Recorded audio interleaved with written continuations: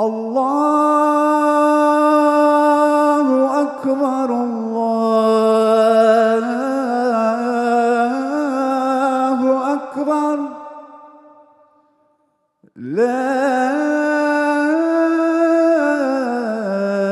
إله إلا الله.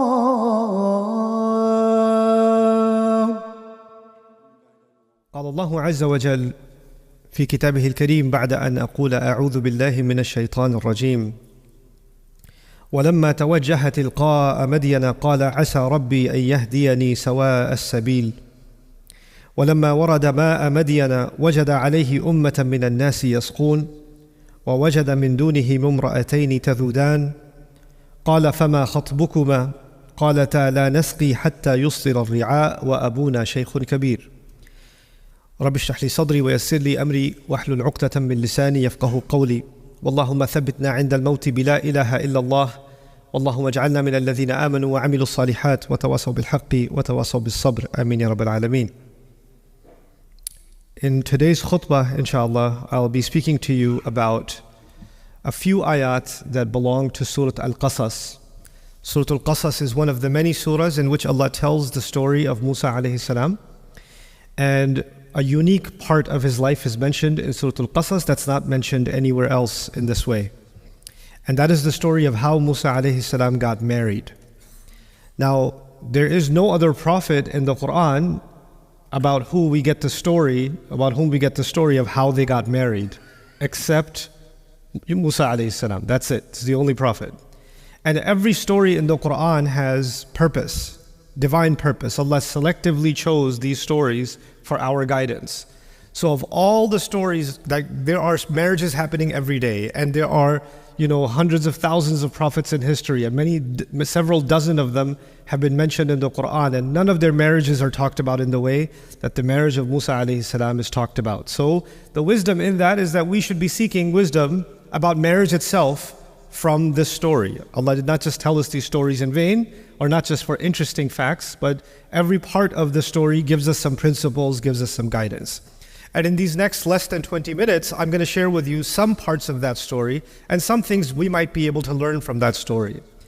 The first thing to note is that it's a very unusual marriage. What makes it unusual? Musa alayhi salam accidentally, he was trying to stop a police officer from hurting someone, and he got in the middle of the fight and he threw a punch a little too hard, and the police officer died. And I'm fast forwarding, now he is wanted for murder in Egypt. So he's considered a criminal, and the order given to the police is shoot on sight. They're not interested in arresting Musa alayhi salam. They are going to, if they find him, they will kill him and ask questions later. So that's the idea. Now, knowing that, one of his friends told him, in the Quran we learned this, إِنَّ الْمَلَأَ يَأْتَمِرُونَ بِكَ لِيَقْتُلُوكَ, in the same surah, Surah Al-Qasas, that the police chiefs have already made a secret plan to kill you. So don't turn yourself in to the police, because the police have decided there's not going to be a trial. You're not going to court. You're not going to jail. You're going to be killed. They will kill you. So he runs away. فَخَرَجَ مِنْهَا خَائِفًا يَتَرَقَّبْ. He runs away from Egypt. He runs away from Egypt into the desert. And in the desert, there are no roads. There's no way you know where you're going. But Allah guided him, and Allah says, وَلَمَّا تَوَجَّهَ تِلْقَاءَ مَدْيَنَ, when his face turned exactly in the direction of Madian, قَالَ عَسَى رَبِّي أَن يَهْدِيَنِي سَوَاءَ السَّبِيلِ, he said, maybe, hopefully, my Rabb will guide me to the most straight path. And he doesn't even know that he's facing Madian. Madian is many, many, many days of, maybe weeks of travel away. But he just turned his face in a certain direction, and Allah just put in his heart to make this dua, and he went in that direction. Now you know something about the desert. If you go 1 degree off, you might end up making a giant circle. You end up where you started. You will have no idea if you're going the right way or not. And yet somehow he finally reaches, and Allah describes, وَلَمَّا وَرَدَ مَاءَ مَدْيَنَ. So what the background that I want to emphasize is that Musa alayhi salam is number one wanted criminal right now in Egypt. And if you find him, you better tell the authorities. So he escaped the world's biggest superpower right now. 2, he's homeless. He has no job, he has no money, he has no other food, nothing. And he reaches this lake near Madian, and he finally finds a rock or a tree, and he sits under the tree to relax. And when he relaxes, he sees people are bringing their sheep and their goats and their cows, and they're giving their animals water from obviously it's the desert, so very few places that have water, they're going to bring their animals to give them water. And he's watching this scene. So he says, Allah Azza wa Jalla describes, وَلَمَّا وَرَدَ مَاءَ مَدْيَنَ وَجَدَ عَلَيْهِ أُمَّةً مِّنَ النَّاسِ يَسْقُونَ. When he reached the waters of Madian, he saw a group of people, they were giving their animals water. And then he says, وَوَجَدَ مِن دُونِهِمْ إِمْرَأَتَيْنِ تَذُودَانِ. He saw two women far away, and they were pulling on their animals. Their animals want to drink, and the girls are not letting them drink. So all the men are giving their animals food, drinking, and the two women are pulling their animals back, but the goat wants to drink and is fighting with the two girls. So he leaves the shade and he went up to them and said, "Ma khatbukuma? What's wrong with both of you? What's your story? Why are you doing this?" And so they were tough and they responded to him. They said, "La nasqi hatta yustir ar-ri'a." We're not going to give our animals water until all the other men and all their animals are done. We don't go down there and we don't want to be alongside these other men. What is Allah telling us? Those men were not very respectful towards women. And if they go down there, they will be inappropriate and they will behave badly towards them. They will harass them. They will, say things to them, behave a certain way. They're protecting themselves by keeping themselves back until those men are done, because they don't know how to be around women. Now Allah Azza wa Jalla is telling us a story about women that are living in a situation where it's very difficult for them to earn a living. They basically work in a farm, they take care of animals, but they live in a society that doesn't respect women. And it's harder for them to make the living than it is for the men. They have to do twice, three times the work because they have to hold the animals back. Musa alayhi salam sees this whole scene, he grabs the animals and he gets them food. He gets them to drink. And then he brings the animals back. فَسَقَى لَهُمَا ثُمَّ تَوَلَّى إِلَى الظِّلِّ. So he gave both of those girls' animals the drink, brought them back, and then he went back and sat down in the shade. And he says, قَالَ رَبِّ إِنِّي لِمَا أَنزَلْتَ إِلَيَّ مِنْ رَبِّي فَقِيرٌ. Right? So he says, رَبِّ إِنِّي لِمَا أَنزَلْتَ إِلَيَّ مِنْ خَيْرٍ فَقِيرٌ rather. He says, Ya Allah, whatever good you send my way, I'm faqir. I need it. The word faqir means two things. Faqir means someone who's bankrupt, someone who has nothing. Faqr also means when your back is broken. If somebody put so much pressure on your back that your back snapped, that means completely helpless. And what is Musa alayhi salam asking Allah? He's telling Allah, Ya Allah, I have no food, I have no money, I have no job, I have no safety, I have nothing. So whatever you give me, I will take it. I will not be picky. I will not say, well, yes, you gave me this water, but I really like apple juice, so I'll wait until I get some apple. He's not going to have this kind of attitude. Whatever Allah gives, in Arabic they say, Ar-Rashi radiya bima rakib. The one who is walking, he'll be happy with any ride. If you're walking 30, 50, 70, 100 kilometers, and somebody offers you a bicycle, you're not saying, no, you have a BMW, we should talk. I don't want your bicycle. Whatever you get, you'll take it. So he says, Ya Allah, whatever khair you bring to me, I will take it. But the other meaning of this is also important. Musa alayhi salam felt guilty because he did kill someone and he did escape. And he knows a principle that we learn in the Quran, in al-hasanat yudhibna sayyi'at. Good deeds get rid of bad deeds. So whatever other opportunity to do something good you give me, I will take that opportunity also. Meaning he just saw these two girls that needed help, he just did some khair. And he came back and he sat down, and now he's asking, Ya Allah, if there's any other volunteer opportunity, anybody else I can help, let me know, I need the good deeds. So, Rabbi inni lima anzalta ilayya min khairin faqir. From this we also learn, and if you think about this, that every opportunity to help someone, because of the words anzalta ilayya, any opportunity to help someone was revealed by Allah. In my life and in your life. If somebody came in your life and you could have helped them, that was actually something revealed by Allah, sent down from the skies as an opportunity for you and me. And Allah is telling us, if someone like Musa alayhi salam is faqir, then you and I are definitely more faqir for any good deed. The other thing here, that when he makes this dua, I want you to go back to what he said when he first left Egypt. He said, hopefully Allah will guide me sawa as-sabil. Asa an yahdiyani rabbi sawa as-sabil. Maybe Allah will guide me to the straightest possible path. And what's beautiful is the straightest possible path led him to get married. Like Allah is actually even describing the merits and the beauty of getting married in the story in this strange way. But anyway, so he helps these girls and he's sitting in the shade. These girls go back home because they only came to the lake to feed their animals. So they go back home, but they go back home early because usually they wait for all the men to finish and then they go back home. Now they show up home 5 hours early. And their old father, who cannot work anymore, he says, basically, the Quran doesn't tell us, you can assume logically, why are you home early? What happened? And they say, well, there was this man, he was very strong, he just took our animals, and these girls, they deal with men outside all the time. So when they talk about Musa alayhi salam, they're telling their father, this was not like other men. His behavior was different. He was not looking at us the way other men look at us.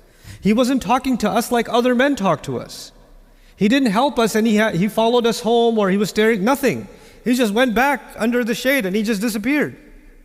And the father is very intelligent. He knows that he sends these girls out every day for work in a corrupt society. And if you're living in a corrupt society, finding a good husband for your daughter can be very difficult. You don't know who's who.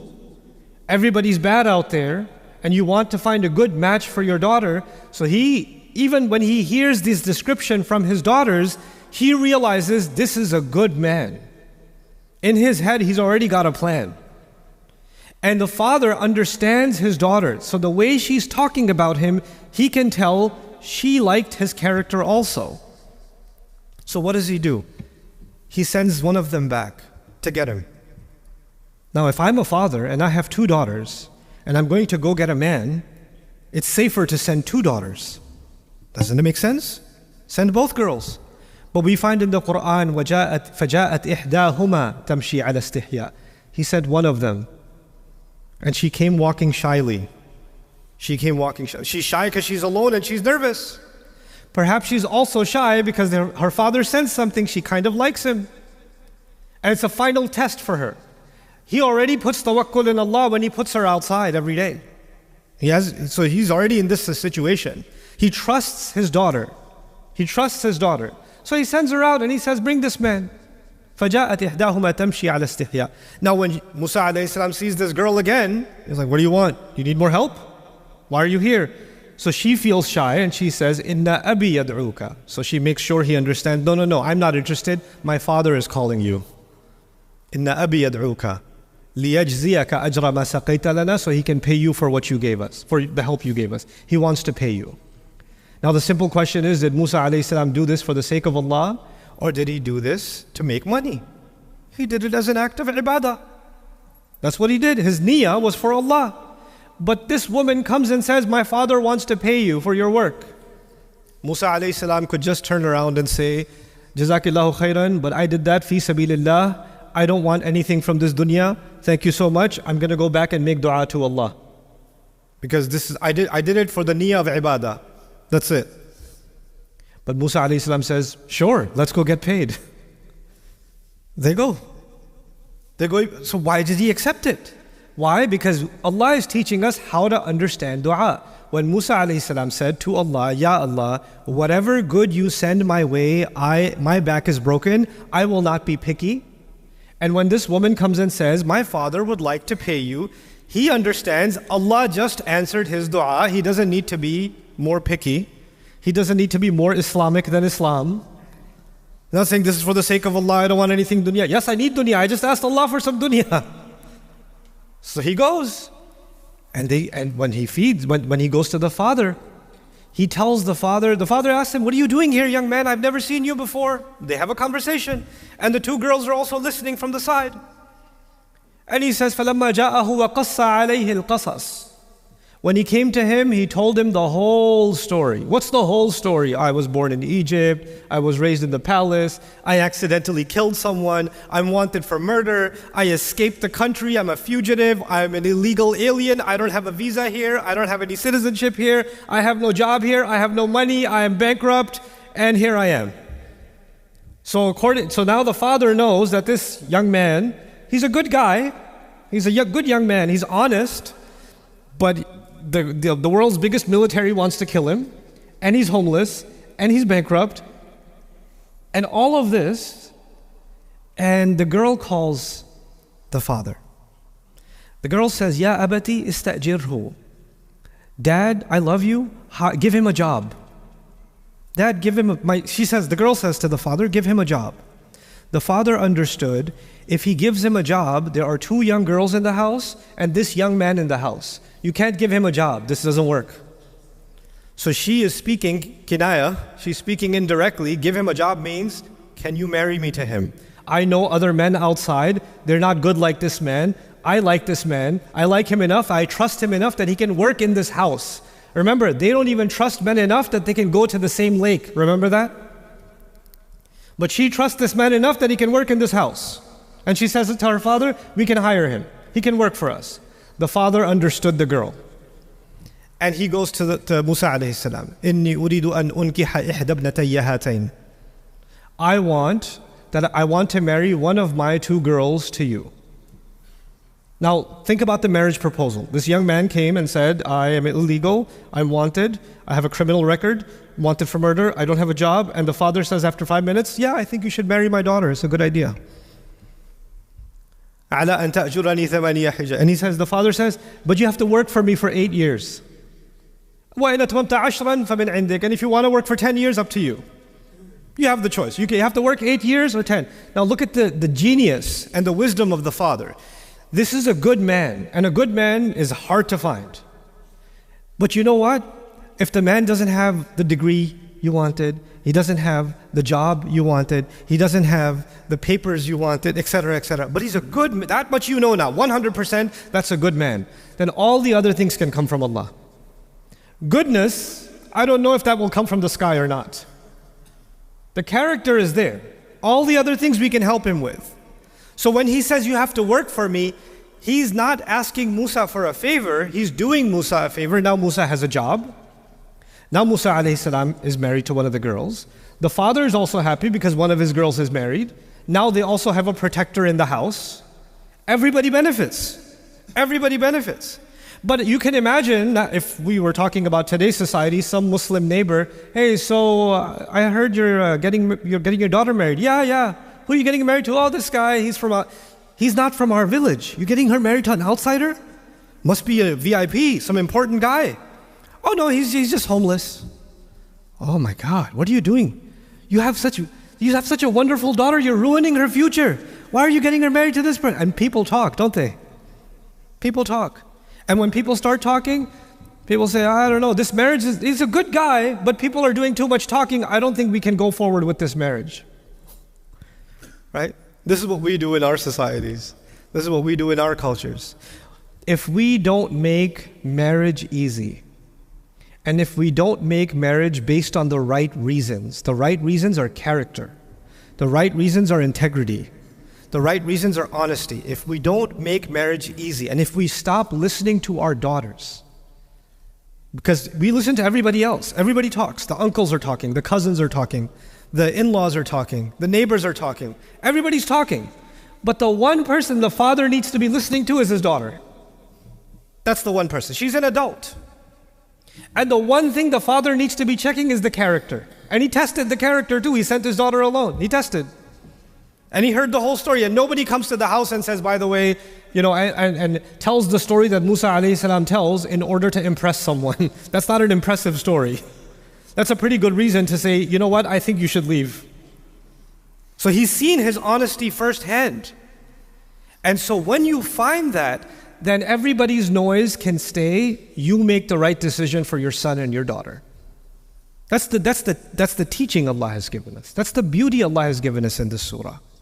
And so with that, what I want to sort of emphasize is when we make the door to nikah difficult, when we make the road to getting married difficult, then the road to haram becomes easier and easier and easier. And we cannot blame a non-Muslim society, a kafir society, fitna, the media, the internet, TikTok, this, that. You can't blame anyone else. Their job is to make the haram easy. Our job, Muslims, our job is to make the halal easy. So when we make the halal difficult, then we don't get to blame anybody else. we have to blame ourselves. Young men have to become more serious about work and about integrity and about character.